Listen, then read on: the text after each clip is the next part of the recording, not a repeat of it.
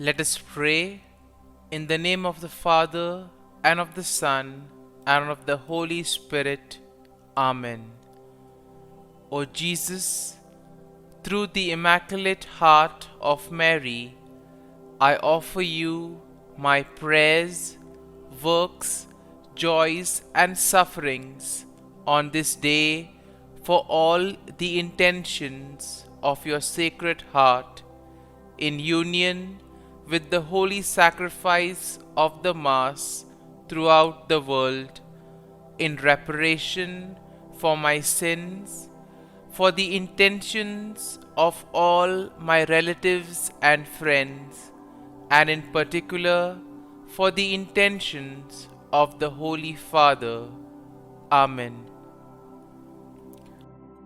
Let us pray for the intention of the Holy Father for the month of January, for the gift of diversity in the Church. We pray that the Holy Spirit may help us to recognize the gift of different charisms within the Christian community and to discover the richness of different traditions and rituals in the Catholic Church.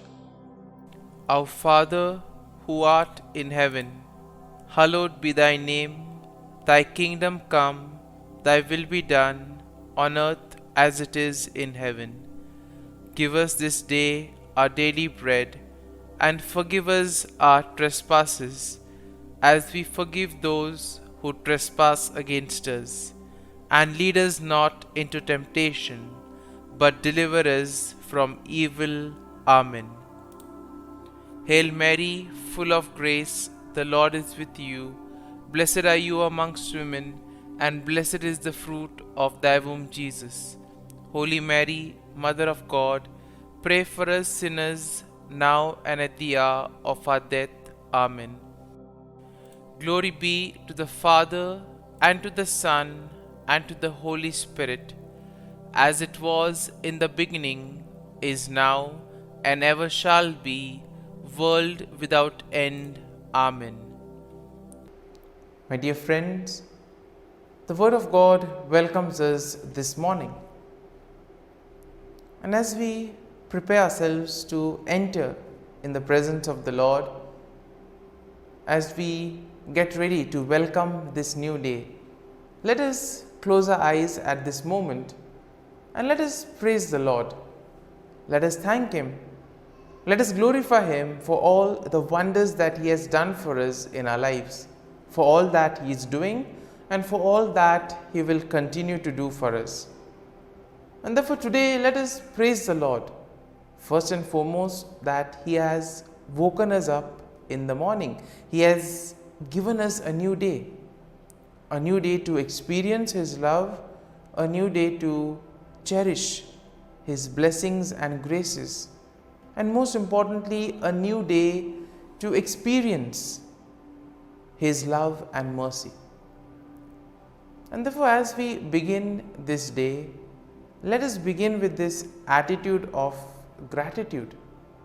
Very often we see that we take things for granted. We may not notice the small blessings that we receive along the way. There are times we can get caught up with our busy schedule, with various things that happen around us, and this may prevent us from actually recognizing the presence of God in our lives. Therefore, as we spend time looking at events, looking at various activities that we do, if we look with them closely, we'll be able to see the presence of God in them. And therefore, first and foremost, let us thank the Lord for giving us good health, for protecting us and keeping us safe all through the night. He has always kept us in His love, and at every moment His gaze is upon us. He loves us and He always is guiding us and protecting us. And for that, let us praise Him, let us thank Him, and let us glorify Him. And therefore, let us also thank Him for the other things that He does for us in our lives. For example, we thank Him for the gift of life, for giving us various talents, abilities, for giving us people around us, our friends, relatives, near and dear ones, family members, and all those who play a very important role in our lives. Let us also thank the Lord for the various opportunities that He has given us.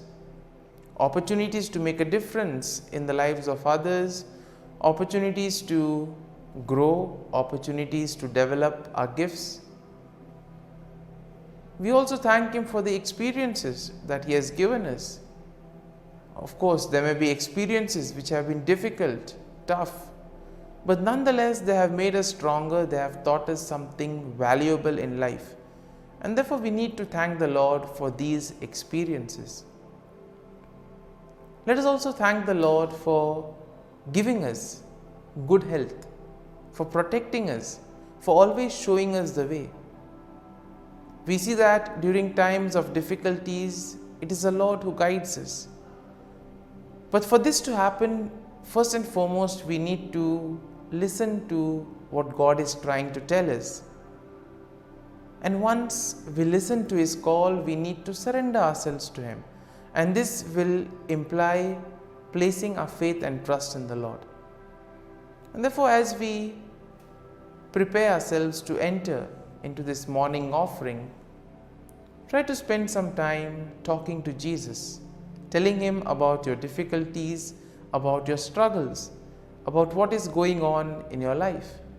And Jesus, who has said, "Come to me, all you who are burdened, and I will give you rest." Jesus will give us the peace of mind that we all long for. And my dear friends, we pray that this day may be a day of joy and blessings in the name of our Lord Jesus Christ. And therefore today we shall reflect and meditate on Psalm 53, which is once again a lament psalm that is written by David. As usual, we shall have a general overview of the psalm and then we shall go into detail. Now, Psalm 53 focuses on the folly and wickedness of those who deny the existence of God. Now, this psalm is very similar to Psalm 14, and both psalms express the idea that denial of God's existence is a root cause of human wickedness. And therefore we see that overall Psalm 53 expresses the idea that human wickedness arises because we are not willing to listen to what God is trying to tell us, but on the contrary, we try to push forward our own agenda. Psalm 53 also expresses the fact that God will eventually bring salvation to His people. Now, David will contrast the foolishness and wickedness of those who deny God with the faith and hope of those who trust Him. And therefore, we see that the psalm will emphasize the importance of recognizing God's existence and turning towards righteousness. At the same time, it will also tell us to hope and trust in the salvation that comes from God. Now, verse 1 begins with the declaration that the fool says in his heart, "There is no God." Now, we see that this statement is a key theme of the psalm. And here we see that David emphasizes the point that those who deny God are fools. Those who deny God are corrupt, and in a way they have committed themselves to abominable deeds. And therefore he says that it is absolutely foolish to deny the existence of God. God who does everything for us in our lives, and if we deny Him, if we fail to recognize Him, then it's absolutely foolishness. Therefore he says, the fool says in his heart. And therefore we see that this is an important aspect of the psalm. Now verse 2 and 3 continue with David's description of those who deny God's existence. What does David say? David says that they are corrupt and have no understanding, and they have turned away from righteousness and become completely corrupt. And this has been their own doing. And therefore he compares them to a people who eat up God's people like bread and do not call upon the Lord. So this is exactly what happens when we tend to place our faith and trust in the worldly things. When we think that our gadgets, our technology can help us, can do everything and anything for us. And eventually we see that sometimes when all these things do not work, we are ultimately left with God, because He never leaves us, He never abandons us. He is always there to guide and protect us.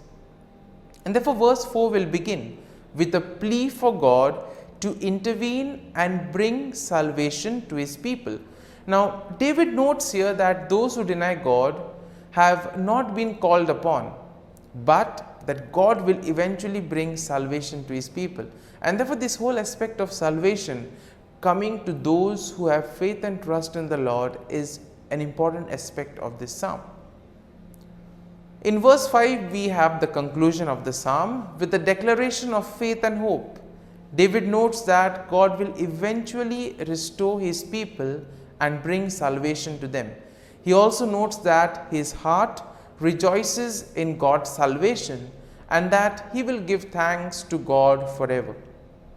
And therefore, my dear friends, as we reflect on this psalm, as we meditate, there may have been a few thoughts, a few verses which may have touched us, which may have made an impact during the time we were listening to the psalm.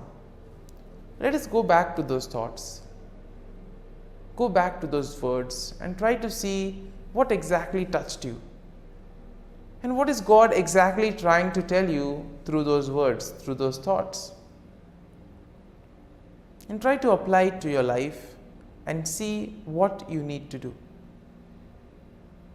And here you will realize that the Lord is telling us to place our faith and trust in Him, because He is always there, guiding us, protecting us.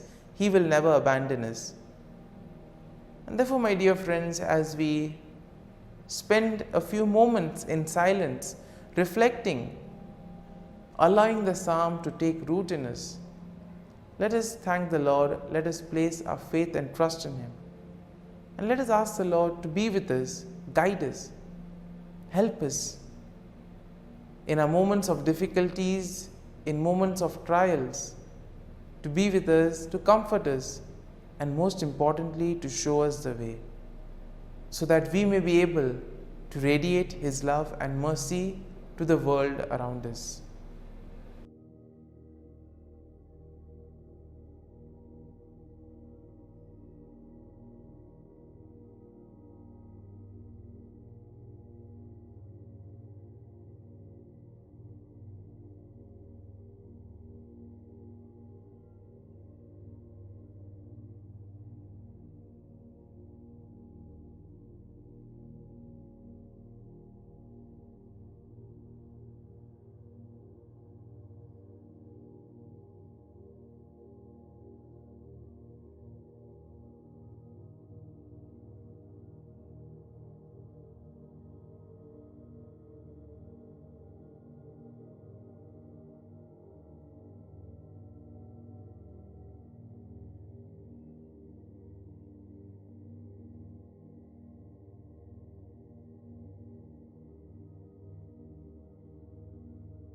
Prayer to Saint Michael the Archangel for protection.